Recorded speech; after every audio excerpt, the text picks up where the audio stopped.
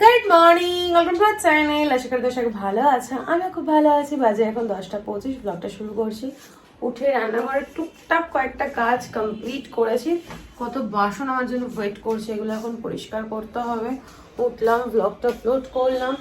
সিন্ডির খাওয়ার ঢাকা দিয়ে রেখে দিয়েছি, ও এখনো ঘুমোচ্ছে। আজকে স্কুল যায়নি, একবারে সোমবার থেকে স্কুল যাবে। এই যে মহারানী ঘুমোচ্ছে। আর ছেলের খাওয়া হয়ে গেছে। অ্যাকুরিয়ামের মাছ একটা ছিল বেঁচে, আজকে সকালবেলা ঘুম থেকে উঠে দেখি এটাও শেষ। দেখতে পাচ্ছ, হয়ে গেল গল্প। রবিবার দিন যদি যাই, হাটে হাটে যাওয়ার দরকার নেই, যদি অতনু পারে এখান থেকে কোথাও দুটো গোল্ড ফিশ কিনে নিয়ে আসবে। অ্যাকুরিয়ামটা পুরো ফাঁকা, একদমই ভালো লাগছে না। আর এই ফাইটার মাছটা একদম ঠিকঠাক রয়েছে। এই দেখো, গানু গানু পচা ছেলে, একটা পচা ছেলে। সকালবেলা দুধ রুটি খেয়েছে। আমার কিছু হয়নি এখনো, ঘর ঝাড় দেবো, বিছানাটা পরিষ্কার করেছি, জামাগুলো খুলেছি, কোনো জামা কাপড় শুকায়নি, ওগুলো নেড়ে ছেড়ে দেখলাম, কোনোটাই কিছু হয়নি। এই ওয়েদারটা আমার আর ভালো লাগছে না, কবে যে রোদ উঠবে। ফোন এসেছিল, ওই জন্য ভিডিওটা কেটে গেল। যেটা বলছিলাম, যদি রোদ উঠতো দেখতে এনার্জিও থাকতো, কাজগুলো ঝটপট হয়েও যেত, কিন্তু রোদ উঠছে না। আমার যেন এখন থেকেই মনে হচ্ছে এখানে একটু বসে পড়ি, ওখানে একটু শুয়ে পড়ি।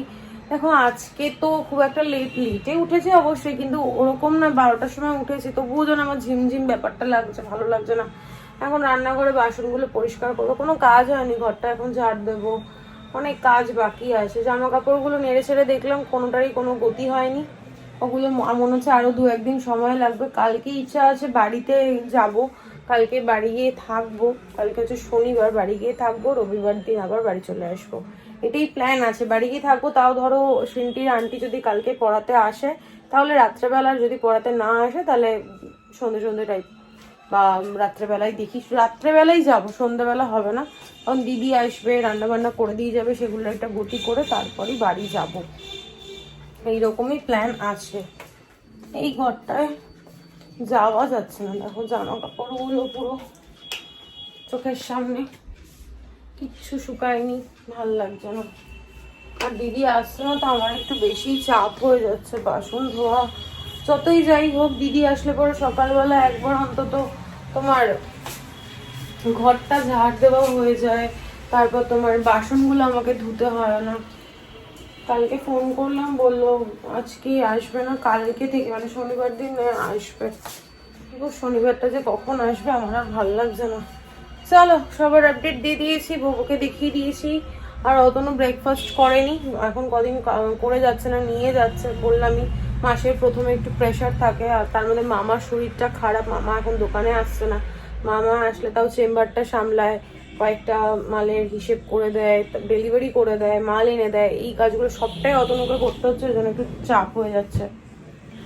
আর কি করা যাবে, শরীর থাকলে অসুস্থ হবে। আর মামার প্রত্যেক বছরই এই সময়টা একটু শরীরটা খারাপ হয়, প্রায় একটু প্রবলেম আছে, তো পাটা ফুলে যায়, ব্যথা জ্বর সব কিছু একসঙ্গে, মানুষটা নিতে পারে না। আর কি বলো তো, মেনটেন করে না, হাই সুগার, কোল্ড ড্রিঙ্কস ঢকঢক করে খেয়ে নেবে, মিষ্টি কোনো কিছু মেনটেন করে না, সব খায়।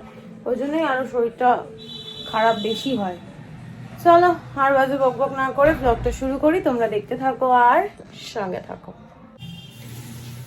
আমার না সমস্ত কাজ করতে ভালো লাগে জানো তো, কিন্তু এই বাসন মাজতে না আমার একটুও ভালো লাগে না। কি জানি কেন আমার বাসন মাজতে একদমই ভালো লাগে না।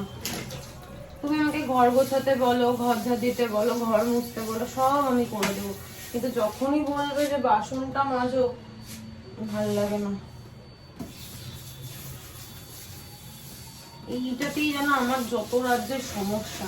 আর আমি দেখেছি, যখনই আমার মানে শরীরটা খারাপ থাকবে বা মনটা খারাপ থাকবে, এই তখনই ছুটি করবে, আর আমাকে সব করতে হবে। অত রাত্রেবেলা যতই ধুয়ে মেজে রাখুক না কেন, এই যে দেখো তোমাদেরকে এক বেসিন বাসন হয়ে রয়েছে, এগুলো তো সকালে আমাকে ধুতেই হয়। ও রাত্রের বাসনটা, তারপর সারাদিনে যে বাসনটা হয়, ও অনেক বাসন ধুয়ে দেয়, তো দেখো পড়ে গেল। তারপরেও এত বাসন আমাকে ধুতে হয়, এটাই আমার একদম ভালো লাগে না। সেদিনকে ওই ব্রিটিশ স্ট্যান্ডে গেছিলাম ল্যাপটপ নিতে, আর তখন একটা দেখলাম কি ডিশ ওয়াশার, কিন্তু ইচ্ছা থাকলেও তো উপায় নেই, উপায় এই কারণেই নেই, আমার ঘরের একটুও জায়গা নেই কোথাও রাখবো। যদি রাখার জায়গা হতো, বিশ্বাস করো আমি ল্যাপটপ বলো ফোন বলো ওইসব কিছু না কিনে ডিশওয়াশারটাই কিনতাম, তাহলে আমার খুব সুবিধা হতো। এই প্রত্যেক দিন এই বাসন ঘষা, দিদি না আসলে পরে তারপর দিদিকে একটু তেল মেরে চলতে হয়, যে হুট করে যদি কিছু বলি আবার যদি কাজ ছেড়ে দেয়, আবার লোক পাওয়া আমাদের এখানে খুব দুষ্কর। আবার ওই যে আমার ঘরে কাজ করলে তোমার ঘরে কাজ করতে পারবে না, এরকম একটা ব্যাপারও আছে। এটা আমি প্রথম জানলাম, এরকম ব্যাপার আগে ছিল বলে আমার মনে হয় না কোথাও আছে বলেও জানা নেই। তো ওই যে মানুষের মেন্টালিটি, সেটা তো আমি আর চেঞ্জ করতে পারবো না, ওইরকমই। ওটাই আমি আগে কিনতাম, এই ঘষা মাজা আমার আর ভালো লাগছে না। চলো বাসনগুলো ধুয়ে নিই, করতে যখন হবে করেই নিই, ফেলে রেখে লাভ নেই। ঘরের টুকটাক কাজ যেগুলো আছে ওগুলো করে তারপর সিমটিকে ঘুম থেকে তুলবো। তারপর ওর তো খাবার রেডি করেই রেখেছি আমি, খেয়ে দিয়ে নেবে। হোমওয়ার্ক আছে, হোমওয়ার্কটা কমপ্লিট করবো। আর একজন সারা বাড়ি ঘুরঘুর ঘুরঘুর করছে, সারা গরমে জামা কাপড় পরে কাটালো আর সারা শীতে জামা খুলে ঘুরে বেড়ালো। সেই জামাটা পরাই জামাটাকে ছিঁড়ে দেয়, খুলে দেয়। অত দাম দিয়ে জ্যাকেটটা কিনেছি, শুধু কামড়া কামড়ি করে। মানে যেন পরাই নিলে থাক গিয়ে, তুই তুই বুঝবি তোরটা, আর কত বোঝানো যায়। চলো অনেক বকলাম, এবার কাজগুলো করি, পরে দেখা হচ্ছে।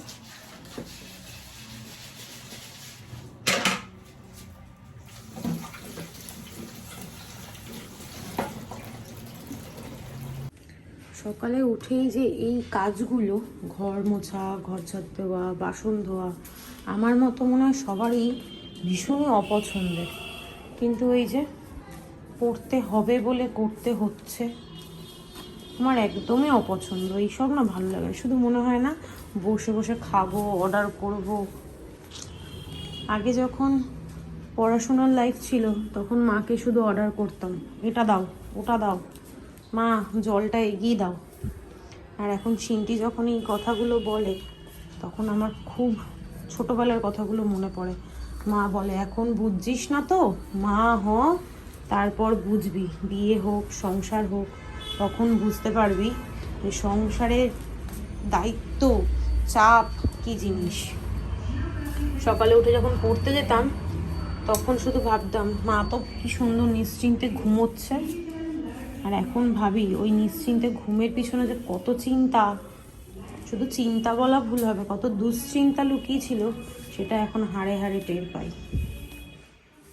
কি হচ্ছে কি হচ্ছে? খাওয়া দাওয়া ঘুম সবই তো হয়ে গেছে, বেরোলেই মাপবো তোমাকে। তুমি আজকে অনেক দুষ্টুমি করেছো, কিন্তু পাত্তাই দেয় না আমার কথা।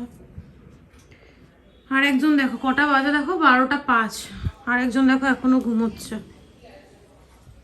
শোনো মা, মামাম ওঠো, গুড মর্নিং। এখন গুড মর্নিং নেই, গুড আফটারনুন। ওঠো ওঠো ওঠো ওঠো ওঠো, তাড়াতাড়ি ওঠো, খাবার রেডি করে রেখেছি, স্নানটা করো, খাবারটা খাও, হোমওয়ার্কটা করো।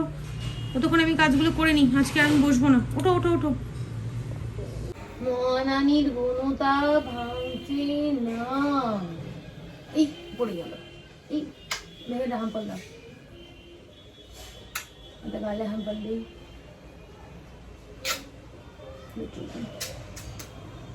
চানটা করো, ঘুম করে খুশি দিতে পারছে না। ওঠো ওঠো ওঠো ওঠো, তাড়াতাড়ি ওঠো তাড়াতাড়ি ওঠো, অনেকটা সময় হয়ে গেছে। যাও যাও যাও, স্নান টান করে আসো, আমার সব কাজ মোটামুটি হয়ে গেছে। এই যে কচু কচু কচু কচু কচু কচু কচু কচু কচু কচু কচু কচু কচু কচু কচু কচু ওঠো, ওঠো ওঠো ওঠো ওঠো, গেট গেট গেট, তাড়াতাড়ি তাড়াতাড়ি তাড়াতাড়ি যাও, get up get up get up. সকালবেলা ঘুম থেকে তোলা তো নয়, যেন যুদ্ধ করা। সোমবার থেকে স্কুল, আর কয়েকটা দিন ওদের স্কুল হয়ে ছুটি পড়ে যাবে, তারপর তো আবার নতুন ক্লাস। ব্যাস এবারই চাপটা শুরু। এতদিন বেশ হেসে খেলে মজা আনন্দ করে চললো, তারপর আবার 1 থেকে কখন যে টেনে উঠে যাবে বুঝতে পারবে না, সময়ের সঙ্গে সঙ্গে সব। যাও যাও যাও যাও, সব আমি গিজার অন করে রেখে এসছি। চলো পরে দেখা হচ্ছে। এখন এই কম্বল ভাঁজুর, কম্বল গায়ে দেওয়ার মতো এখন আর ঠান্ডাটা নেই, রোদ ঝলমল করছে। এতক্ষণ কান্নাকাটি করছিলাম, ক্লাউডি ওয়েদার দেখে এখন দেখি বেশ ভালো সানি ওয়েদার। এরকম ওয়েদার থাকলে আমার ভীষণ ভালো লাগে। এখন ভাবছি খাওয়া দাওয়া করবো না, জলদি কাজগুলো করে নেবো। সিনটি তো সব রেডি করাই রয়েছে, আমি ডাস্টিংটা শুরু করে দিই, ও স্নানটা করে আসলে আমি ঘরটার মধ্যে স্নান করে নেবো। আমি কতটা কুড়ে, দুবার করে প্লেট আনতে হবে বলে একবারে নিয়ে এসেছি। লাইনের সামনে দাঁড়াবো, চামচ দেবো নাকি শুনলে? না, খেয়ে নেন, বুঝলেন? গুড ইভিনিং, বাজে এখন 8:04। কম্বলের নিচ থেকে বেরোলাম বলে একটু ঠান্ডা ঠান্ডা লাগছে, বাট অতটা কি ঠান্ডা নেই। না দিলে নয়, এরকম একটা ব্যাপার। লজ্জার খাতিরে রাস্তায় বেরোলে সবাই পড়বে, তুমি না পড়ে বেরোলে ভাববে লোকে তোমার নেই, তাই জন্য তুমি পড়ো, ওই খাতিরে একটু দেওয়া। আর আমি যেহেতু কম্বলের নিচ থেকে বেরোলাম ওই কারণে এত কুড়ে হয়ে যাচ্ছি না দিন দিন। আর কি বলবো, কি বলতো, ইচ্ছা না থাকতেও অনিচ্ছাকৃত যে কাজগুলো করতে হচ্ছে না, ওই জন্য আর আমার ইচ্ছা করছে না। কালকের দিনটা দিদি যে আসবে, যে কি আনন্দ হচ্ছে। সেই হোক, এখন ব্ল্যাঙ্কেটটা গোছাই, জায়গায় রাখি, উঠে পড়বো। আর শুয়ে লাভ নেই, এখন যদি শুয়ে থাকি আর রাত্রেবেলা আমার ঘুম আসে না, আরো সকালবেলা দেরি হয়ে যায় উঠতে, খুব সমস্যা হয়। চলে এসছে ফিশ ফ্রাই আর চিকেন পকোড়াই বলতে পারো। এনে মা খা। হয়ে গেছে জোরসে ডিম। কত যুগ পরে যে হয়েছে তার কোনো ঠিক নেই। এমার্জেন্সি লাইটটা খুঁজতে আসলাম, কোথায় গিয়ে জানে। এমার্জেন্সি লাইটটা কোথায় জানো? দোকানে। দোকানে নিয়ে গেছো? তুমি তো দিয়ে দিয়েছিলে। এ ভগবান, তাহলে এবার কি শুয়ে পড়েন? বাবুকে নিয়ে আসছি আমি, যাওয়াটা বাবুকে নিয়ে দাঁড়াও, মোমটা ধরাই। এই ঠাকুরের মোমটাই এখন ভরসা না, ওটা ধরাও। এত রাতে আবার কারেন্টটা কেন গেল? দেখো 12টা বাজে, এখন কারেন্ট গেল। কি অবস্থা! আমার আজকে ডাস্টিং করা হবে না। যেমনটা তোমাদের দেখালাম, বাজে এখন 12টা। আমাকে দেখতে ঠিক লাগছে ভূতের মতো। যাই হোক, এত রাত্রেবেলা কেন কারেন্ট গেল জানি না, হয়তো কোনো প্রবলেম হয়েছে। ওদিকে হয়তো আমার ফ্ল্যাশটা ধরছে। এমার্জেন্সি লাইটটা ছিল, ও আবার দোকানে নিয়ে গেছে, ওটা দোকানেই রয়ে গেছে, তাই মোমটা ধরালাম। এখন ব্লগটা এন্ড করবো। ব্লগটা এন্ড না করলে তো ব্লগটাই ইনকমপ্লিট থাকবে, তাই না? সন্ধ্যাবেলা তোমাদের, সন্ধ্যাবেলা না, তখন প্রায় 9:30 10টা বাজে। ফিশ ফ্রাই আর চিকেন পকোড়া আমরা দুজনে মিলে খেয়েছি। সিনথিয়া আর অতনু একটু ভাত খেয়েছে, আমি আর কিছু খাবো না। রোজই আমি এখন ডিনার। বাবা ওই ফ্লাস্কটা ধরতো তাহলে ভালো হয়, মোমটা যদি বাই চান্স পড়ে যায় তো। ও ধরিস সেরকম বাজে লাগছে ক্যামেরায়। যাই হোক, এখন ডাস্টিং তো আর করতে পারবো না, আর কিছুই করবো না। এখন চুপচাপ শুয়ে পড়বো, শোয়া ছাড়ার কোনো অপশন নেই। চলো, আজকের ব্লগটা আমি এখানেই এন্ড করছি। আজকে ব্লগে দেখানোর মতো কিছু নেই, বলার মতো কিছু নেই। যতক্ষণ তোমরা সুস্থ থেকো, ভালো থেকো, কালকে দেখা হচ্ছে নতুন একটা ব্লগের সঙ্গে। আজকের ব্লগে যদি কিছু ভালো লেগে থাকে প্লিজ লাইক করে দিও। মোমটা ধরিয়ে দেখাচ্ছি কারণ লাইকটা দেখাতে পারবো না। কমেন্ট করে দিও, শেয়ার করে দিও অ্যান্ড সাবস্ক্রাইব করে দিও। Good night, tata. ক্যামেরাটাও বন্ধ করতে পারছি না, হাতে মোম।